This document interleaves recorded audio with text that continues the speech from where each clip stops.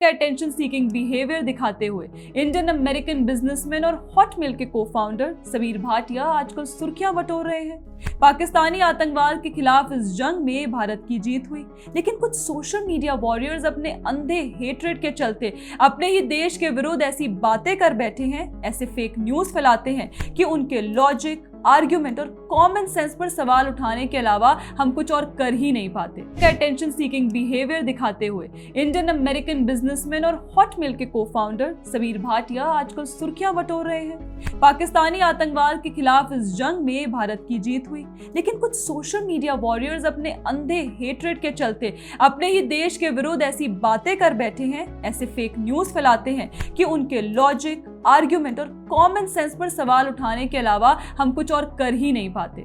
और जब ऐसे लोगों के पास उन सवालों का जवाब नहीं रहता, तब वे कहते हैं कि उनका एक फ्रीडम ऑफ स्पीच है। अरे भाई, हम आपकी फ्रीडम ऑफ स्पीच हाईजैक नहीं कर रहे हैं, हम केवल आपकी सोच, लॉजिक और क्वालिटी ऑफ आर्ग्यूमेंट पर सवाल पूछ रहे हैं। अब सबीर भाटिया को ले लीजिए, खुद पहले कहते हैं कि प्लीज मिस इन्फॉर्मेशन मत फैलाइए, प्लीज अनवेरिफाइड इन्फॉर्मेशन फॉरवर्ड ना करें। फिर तुरंत कुछ समय में आप फेक न्यूज फैलाते हैं कि कैसी चीनी मिसाइल्स ने भारतीय एयरफोर्स को पाकिस्तान में शिकस्त दी।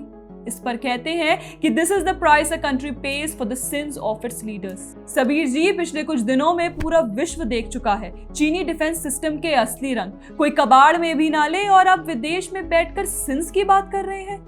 जब ये काफी नहीं था तो भाटिया अलग अलग भाषाओं में सवाल पूछ रहे हैं।